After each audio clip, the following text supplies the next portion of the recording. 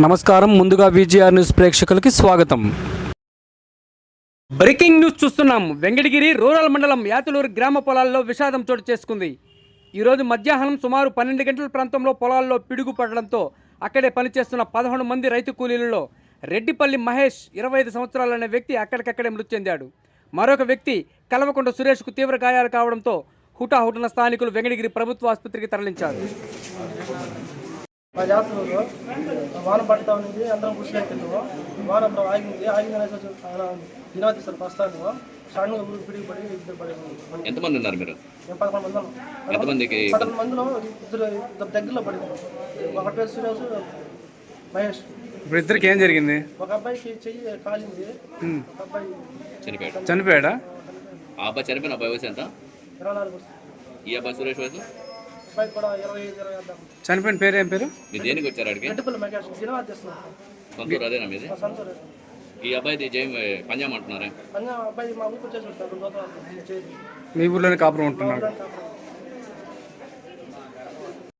అబ్బాయికి 2-3 సంవత్సరాలు అవుతుంది. ఇప్పుడు మొదటి కానుకది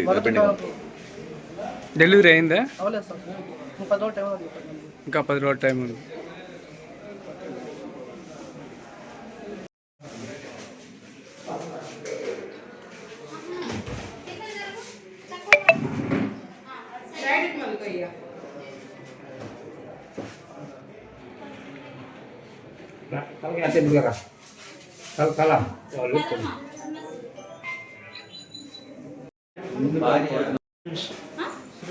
సురేష్. ఇంటి పేరు కలవకుంట సురేష్. ఏమైంది మీకు? ఎక్కడ జరిగింది? కెనువారు తీస్తున్నారు. దగ్గరలో పడింది పిడుగు? దగ్గరలో పడిన దానివల్ల నీకు ఎక్కడ కాలేదు? మీకు చేయి కాలేదు, వాళ్ళంతా తిమ్మిరిగా ఉంది. నీ పేరు? సురేష్. మీది ఆ ఊరేనా? ఎవరు? ఉల్లేట్ సెంటర్ అయితే అక్కడ అమ్మాయిని పెళ్లి చేసుకున్నాను సార్. ఉల్లేట్ సెంటర్ అయితే అక్కడ పెళ్లి చేసుకుని అక్కడే ఉంటున్నాం. అక్కడే ఉంటాను. అక్కడే కాపురం ఇల్లు కట్టుకున్నాను. ఎన్ని గంటలకు పోయారు కైల్లోకి? ఏమనుకోలేదు సార్. ఎన్ని గంటలప్పుడు జరిగింది?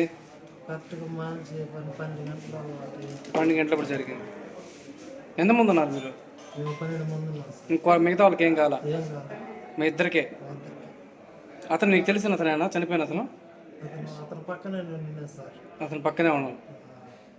అతను అక్కడే చనిపోయాడు స్పాట్లో? అసలు ఏమో నాకు అసలు తెలియలేదు సార్. నువ్వు కూడా పడిపోయావు? అతను నీకు బంధువా? తెలిసిన వాళ్ళు?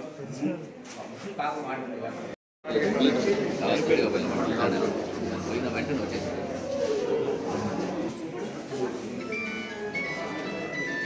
సురేష్ బాగా వచ్చిందమ్మా, మహేష్ బాగా వచ్చిందమ్మా.